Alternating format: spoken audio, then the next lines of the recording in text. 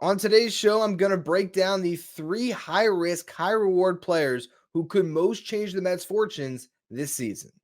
You are Locked On Mets, your daily New York Mets podcast. Part of the Locked On Podcast Network, your team every day.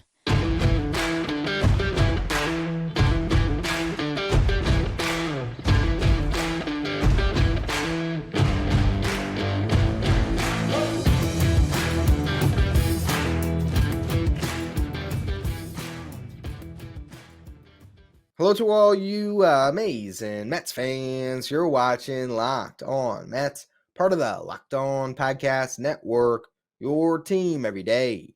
I'm your host, Ryan Finkelstein. Want to find any of my work? Follow me on X at Finkelstein Ryan. Also find some of my writing at justbaseball.com, where I work as the managing editor. Today's episode is brought to you by JCE Medical. Empower yourself when you purchase a Jace case, providing you with a personal supply of 5 antibiotics that treat 50-plus infections. Get yours today at jcemedical.com. Use the code LOCKEDON to get $20 off your order. Looking at this Mets roster, you could find a handful of players that are deemed high risk, high reward. Really, that's been the offseason. Let's get a bunch of guys who are coming off down years, who have the upside, if everything breaks right, to make this team more than we think it's going to be simply on paper. There's a lot of guys that I could have chose from when I wanted to break down 3 high risk, high reward players today. And let's just go through some of the guys that I left on the cutting room floor. Harrison Bader. That guy's healthy. He's a Gold Glover in center field. And also on top of that, he has shown flashes of being an above average hitter. He's great against left-handed pitching, but if he can at least, hit above his weight against the right-handed pitching while giving you that defense, this guy could be a 4.5 win player. He could be great for the Mets this year. He also could be hurt. It could just be completely ineffective facing all righties, right? High risk, high reward. You go down the line. Tyrone Taylor, another guy. Maybe he turns that power into a little more consistency and is a great all-around starting outfielder, or he's a 4th outfielder. DJ Stewart, can he be the August, September guy? Mark Vientos, what's he going to bring at DH? Can Jeff McNeil be a batting title champion again? There's a lot of different guys that you can choose from. But I narrowed this down to 3. And the first one we're going to talk about is the guy who's playing baseball right now in the Dominican Winter League. I did a show about him as soon as he debuted in the Dominican Winter League, and that's Starling Marte. He wanted this ramp up to prove that he's healthy. It's the same thing he did coming off the steroid suspension. I believe that was, I can't recall now. I think it was 2017 going to 2018 off the top of my head. But that was the last time he played in the Dominican Winter League. It was around then. It was a couple years before 2020. I'll know that for sure. Bottom line, he was coming off a long period without baseball, played in the Dominican Winter League, got his legs under him, had a good spring, put together a great season. He's doing the same thing right now, and he is playing like his old self in the Dominican Winter League, which is giving us a lot of hope, right? Here are his numbers so far. He's hitting .367, got an .872 OPS. Tonight's game, he went 2 for 5 with a stolen base, and he's played the last 3 games in right field, the entire game, which is massive. And Mets brass is out there right now because the international signing period is going to open up on, I believe it is Monday. And so you'll see a lot of signs. We'll probably talk about that on tomorrow's show, depending on who the Mets sign. Those are usually guys that are really far away. We'll at least touch on it for a segment. But the point is, Mets brass is out there. They took a picture. I believe there was David Stearns in the picture, Carlos Mendoza, Marte. So they're watching them, and they got to love what they see. And Starling Marte is a guy that could ignite this team because we saw him do it in 2022. He was a catalyst. I mean, a big reason why the Mets won 101 games is because Starling Marte was a dynamic partner with Brandon Nimmo atop that lineup. To have 2 guys setting the table, getting on base, using their speed when they're on bases. So when Lindor and Alonso got those hits, those guys came around to score. It's no surprise that year, both those guys hit over 100 RBIs because it was Marte and Nimmo scoring a ton of runs in front of them.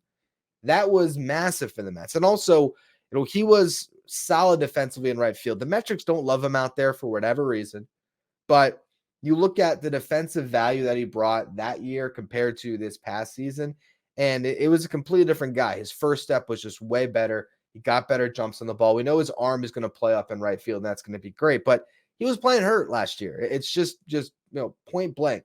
The guy was not right.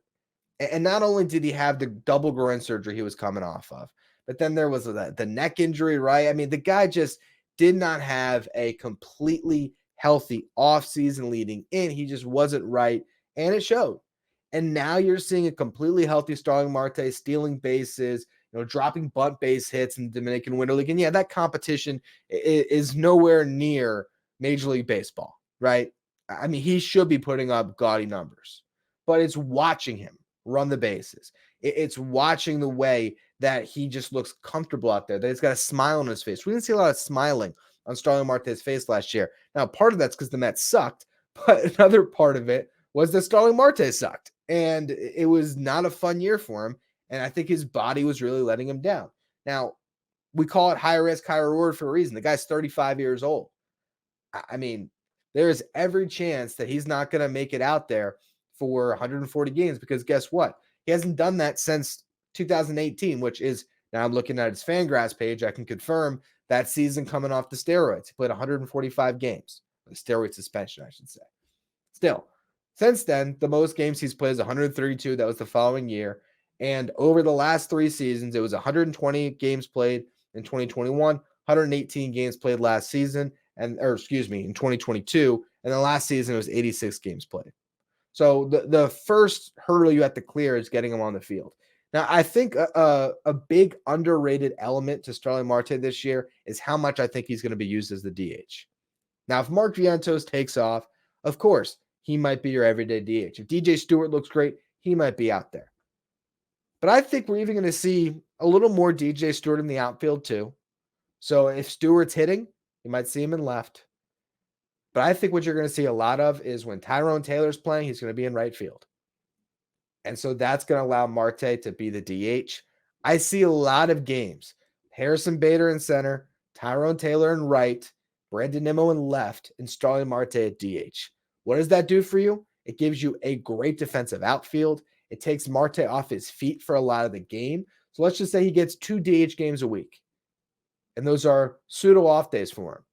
All of a sudden, I do think there is a world where Starling Marte surprises us and can get in there for 140 games. But that's only if he's DHing for like 50 of those games and then playing right field those other times.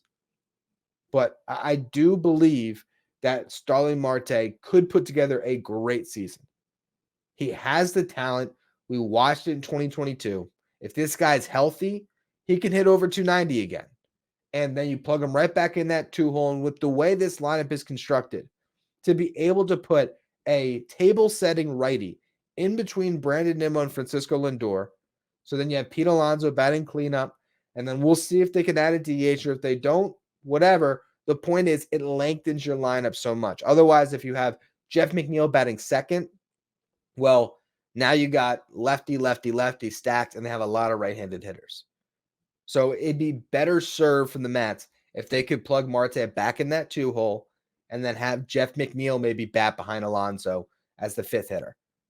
It's not the best protection for Pete, but if Jeff McNeil is back to what he was, it's definitely better. And if they're in a position where teams are walking Pete to get to Jeff, and Jeff can get some base hits and drive in some runs in scoring position, that's going to work out just fine for this lineup. But having Starling Marte healthy is massive for this team. Massive. He's only a couple years removed from a 5-win season in 2021. And even if he's not that, even if he is what he was in 2022, which was a 3-win player, that's massive for the Mets. And honestly, if you get him playing defense less, his WAR might go up a little bit because for whatever reason, metrics don't love him in right field anymore. And I think the Mets probably know that at this point. He's a 35-year-old. I think they're going to protect him a lot. And that's why the addition of Harrison Bader, complemented as well with that addition of Tyrone Taylor, it takes a lot of pressure off of Starling Marte's legs. Now, when we get to these other 2 players that I think are high risk, high reward, it's crazy after the season that Marte just had, where it was looking like an albatross of a contract, and it still might be. Don't get me wrong. I am more confident in Starling Marte than the next 2 guys we're going to talk about. I'm more confident in Starling Marte than any outfielder not named Brandon Nimmo. Now, part of that is due to the other guys that they have and what they bring offensively. But I just believe in the upside with Starling Marte.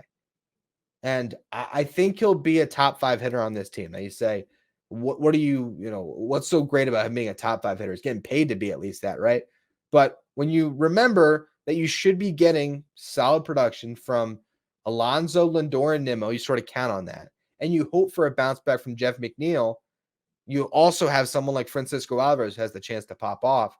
Saying that Marte would be a top 5 hitter on this team, that actually is a bold enough statement. He's a high-risk, high-reward player, and I have just loved to see all the videos coming in from the Dominican Winter League and see the numbers he's putting up, which is great, but just to see the way it looks like he's moving right now, you just cannot say enough about what that would mean for the Mets to have a completely healthy Starling Marte that can flush 2022 behind him and hopefully, flush 20.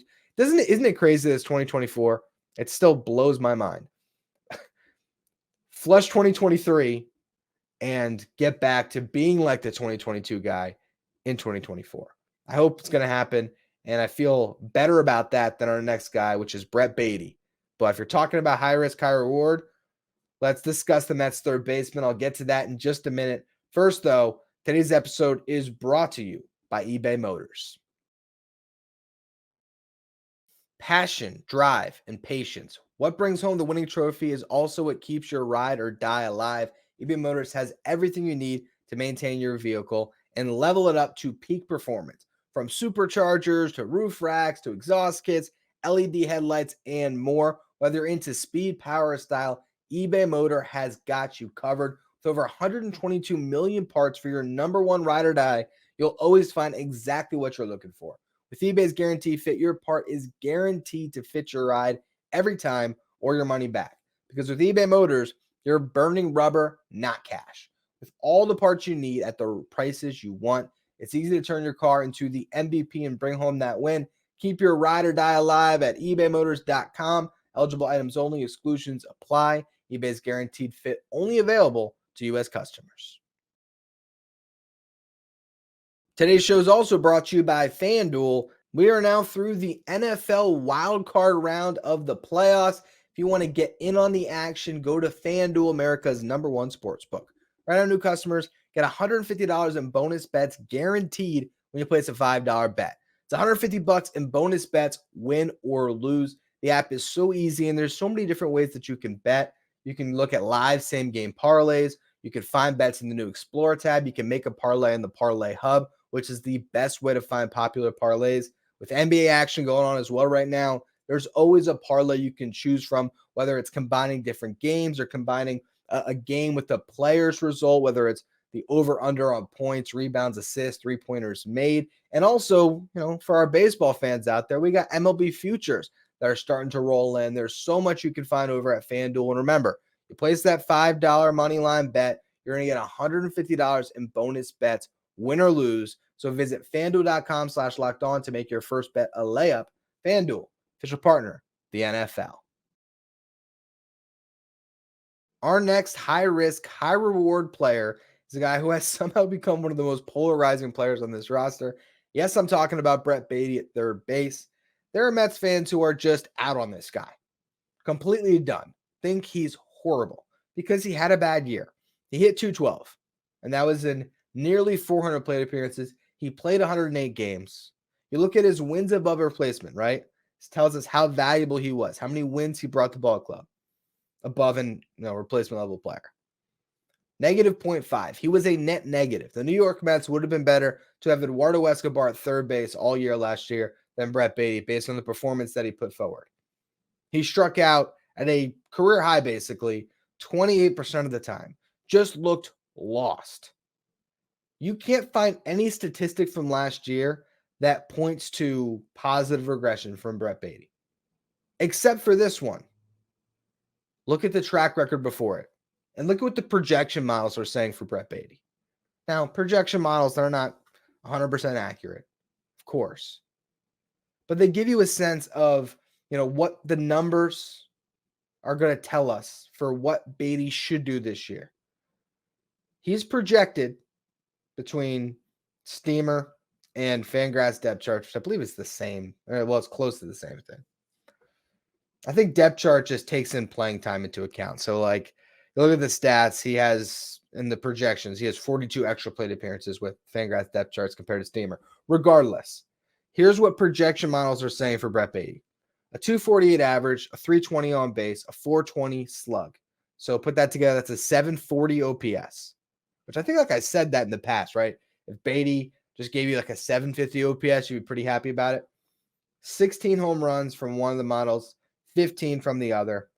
55 RBIs, 50 RBIs. So, just kind of a slightly better than average third baseman. Wins above replacement projected at 1.5 on Steamer. Fangraphs depth chart 1.7. Okay. So you look at that as what you hope, his average season is, and then it can go either way. We can see the floor drop out. He's awful. He's back in AAA. His value's tanked. And I don't know. Joey Wendell is your starting third baseman for prolonged periods of the season where you're just leaning into defense. That could happen. There's an outcome there. Also, Mark Vientos, right? If his bat was good enough, they ignored the glove, whatever it is. But there's also the ceiling of Brett Baty, the guy that we were all, as Mets fans, if you can remember this, thrilled when he got called up last year. We're calling him the next David Wright. Thought he was just going to be awesome and he was going to be that piece that was going to change the Mets season. But all of that pressure, that weighed on his shoulders. The team being awful around him weighed on his shoulders. You get into your head playing in the biggest jump that you're ever going to get as a professional baseball player. You can't, double A to triple A, low A to high, whatever jump you make, nothing is compared to playing on TV every single night, to be playing in front of packed ballparks, going to all these different stadiums around the country, dealing with the media, all of it. That's a level of expectation you just can't find until you get up to the show and see if you can survive in it. And who knows, maybe Bay is a guy that just can't hack it in New York. Maybe he's one of those guys that is going to shrivel under the bright lights. But it's way too early to make that distinction after one bad season on a 24-year-old. A very talented 24-year-old. So he's one of these guys where the pendulum can swing in any which direction. And if it ends up somewhere in the middle and he meets around those projections where he's a 250 hitter, he's getting on base at a 320 clip, and he's slugging at a 420 clip, he's hitting some home runs, hitting some doubles, he's not killing you defensively, that's going to be great for this Mets team. It really is. Because I promise you that production is far better than what you're going to get from Joey Wendell. But there's the other side of the coin, right? There's the guy that we saw in Double A in 89 games in 2022 that hit 19 home runs, that slugged at a 544 clip, that hit 312, that got on base at a 406 clip, had a 160 WRC plus, which was the best mark in that league. WRC plus measures those on a league average of 100. So he was 60% better than your league average hitter. At the top of my head, I believe the next highest guy was sitting at like 139 or something like that. He was like 21 points better than the next best hitter in that league. That's a competitive Double A league. I'm not saying he's going to be a 312 hitter in the big leagues. But could this guy surprise us and hit 270 this year? I still believe that at some point in his career, he's going to be able to tap into that. And there are guys who need that learning curve, who stumble out of the gate, and then in year 2, year 3, as they get acclimated to the league, come into their own. I do think Baty could be one of those guys. I think he can get that OPS above 750. Maybe he can get closer to 780, 790. I don't know if he's an 800 OPS guy in his first, or second year. First year removed from that awful rookie season. But I do think there's a world where this guy puts up like a 3-win season and grabs that third base position heading into 2025, where that's not a question mark as much as it is right now. But I also, after just watching the floor fall out from under him, could see that happening again. So he really does fit that billing of high risk, high reward, because I think the reward of a good Brett Baty is a lot higher than a lot of the other guys I could have mentioned. Like with Harrison Bader, yes, maybe in a vacuum, he could be, his best is probably better than Baty's best this year. But if Bader's not good, you have Tyrone Taylor. There's other options. if Brett Baty's not good, what are the other options now? That's why a lot of us were kind of banging the drum for Justin Turner to get signed by the Mets this year. Who knows? Maybe that still happens. That's why the Mets were showing interest in Gio Urshela. Doesn't seem like that's going to happen now, but you never know. That's because there is so much volatility here with Brett Baty. I'm not going to sit here and tell you that there's not a lot of risk in his profile right now. But if you're looking for the best bet that's currently on this roster to give you well above average production at third base, it's got to be Baty, because I don't trust Vientos to field at the position, and I don't trust Joey Wendell to hit, and there's really no one else other than Acuna or Jet Williams playing second and Jeff McNeil sliding over to third, which is probably his worst position outside of, shortstop, which he doesn't really play. So we'll see how it all shakes out at third base. But to me, Baty has the chance to really change the Mets season in either direction. Our last guy is a pitcher who could be the number 2 on this team. Hell, he could be their ace, or he could be a disaster and out of the rotation by June. So we'll discuss Luis Severino next. First, though, today's episode is brought to you by JCE Medical. I know we come to sports to escape from some of the crazy realities of real life, but can we talk for just a minute about being prepared for tough situations? Whether you're on extended travel, if you're bracing for a major weather event, or you're limited by yet another supply shortage, you are covered with JCE Medical that provides you with life-saving antibiotics and a long list of daily medications that can be ordered in a 1-year supply, even ED generics like Cialis or Viagra. JCE Medical also offers the Jace Case. The Jace Case is a pack of 5 different antibiotics that can treat a long list of bacterial illnesses, including UTIs, respiratory infections, sinusitis, skin infections, amongst others. This stuff could happen to any of us. You want to be prepared. So visit jacemedical.com and complete your physician encounter. It'll be reviewed by a board-certified physician, and your medication will be dispensed by a licensed pharmacy at a fraction of the regular cost. It's never been more important to be prepared than today. Go to jacemedical.com and use offer code LOCKEDON to get $20 off your order. Now, before we talk about Luis Severino and what he could bring to the Mets this year, if you're watching on YouTube, I want you to see this package, all right? This is a signed photo of Keith Hernandez. We're going to run a giveaway this week. All you have to do is become a Locked On Mets insider. This is our texting service, a 2-week free trial. So if you want to just come on for the giveaway, you can do that. I implore you to at least see what value you can get from being a Locked On Mets insider. It's our texting service. I send updates anytime something breaks on the Mets, anytime I have a talking point I want to discuss with some of you further, or if you have any questions, you can always reach out to me there. But this week, I will be sending a text the end of the week on Friday with a picture of the Keith Hernandez autograph, and anyone who is a Locked On Mets insider will get that text message right to your phone. All you have to do is just reply to that text. You'll be entered for a chance to win, and one of you could be getting a signed Keith Hernandez photo. So excited to do that for those Locked On Mets insiders. Appreciate all of you who subscribe. You can find the link in the episode description. We'll go to subtext.com/LockedOnMets. Now let's talk about Luis Severino. All right, so talk about high risk, high reward. Last year, this guy pitched to a 6.65 ERA. He was basically the worst starting pitcher in baseball. It was awful. Okay, pitched in 19 games, made 18 starts, 89 in a third innings pitched. Let's actually pull out the old calculator on my phone here real quick, because I'm seriously curious what that breaks out to as far as innings per outing. 89.1, divide that by 19. Yeah, 4.6. So yeah, not even getting you 5 innings an outing. Disaster of a season for Severino. Talked about Baty being a negative WAR player. Severino, minus 0.6 was his F4. I don't think I did that with Marte. Let's go back to Marte real quick. Yeah, minus 0.3. So 3 guys that were net negatives last year, but had the upside to be big-time contributors. For Severino, if you go back to 2022, not too far back, he had a 3.18 ERA and 102 innings pitched, also made 19 starts. So there is that in there, but there's so much risk. Health.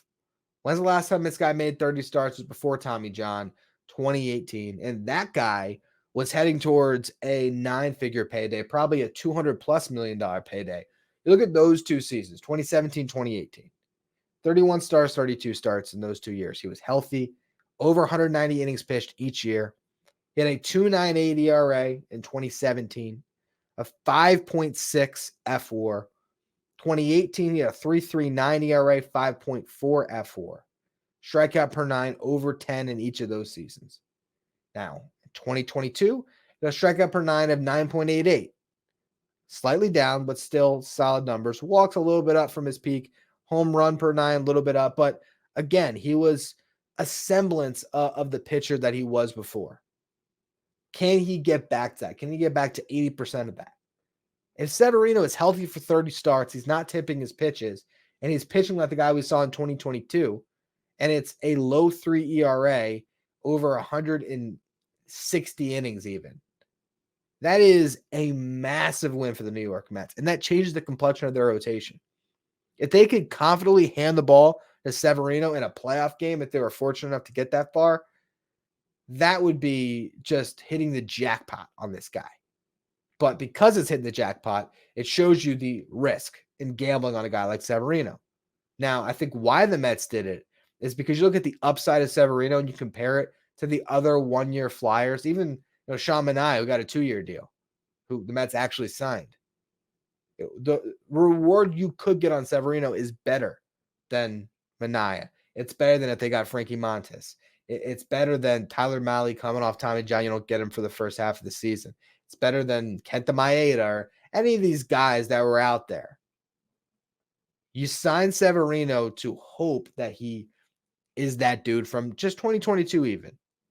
And if you get 25 starts from that guy even, it's not even 30. So let's just set the bar even lower. 25 starts at a 3.4 ERA, and he's your 2 or 3. The Mets are in business, but he could be far worse. Look at the projection models on Severino. 26 starts, 144 innings. You like those 2 stats. Strikeouts, 8.62 per 9, up from last year, down from 2022. Okay. The ERA at 4.28. That's what they're projecting him to be. And again, the pendulum can swing in either direction. He can be a 6.65 again. He could be a 3.18 again, or he can find himself somewhere in the middle at a 4.28. We'll see. We'll see what he is. The Mets are in a position where they have a lot of guys who you go into the season, and on a good team, they're a 4 or 5. Sure, everybody outside of Kodai Senga. But of those guys, of Quintana, Manaea, Severino, Hauser, McGill, of all those guys, Severino is the one that has the highest ceiling. And that's why we're featuring him in the show today. But also, if you go through those guys, Manaea, Quintana, Hauser, McGill, Severino, I think Severino might have the lowest floor. Just like you said, the same thing for Batty. Marte, I really think it's strictly health, but the performance wasn't there last year. So if you look at those 3 guys, the Mets are going to be successful this season. I don't think it hinges only on those 3 guys. I think a lot of other things can happen where if Severino's not good, other guys can fill in the rotation. He could be out of it by June, like I said before, and the Mets could actually keep their head above water if other things happen in that rotation. The Mets could survive if it's Joey Wendell playing great defense at third base and Baty's out of the picture. They could survive without Marte. But if those 3 guys all have great years, I think the Mets are a playoff team this year. That's why I wanted to talk about them on today's show. Appreciate all of you who tuned in today. Remember, if you want to be part of that Keith Hernandez giveaway, find a link to be a Locked On Mets insider in the episode description. If you're listening on the audio side, follow, rate, and review wherever you get your podcast. If you're watching on the YouTube side, hit that subscribe button. Trying to get to 8,000 subs, so appreciate all of you who subscribe. You can follow me on Twitter or X at Finkelstein Ryan. Follow the show at Locked On Mets. And now that you made it to the end of the show, if you're watching on YouTube, head over to Locked On Sports Today, the first ever 24/7 streaming service covering everything in the world of sports with all of our local experts on each team and our league-wide experts on each league. Find Locked On Sports Today streaming 24/7 on YouTube.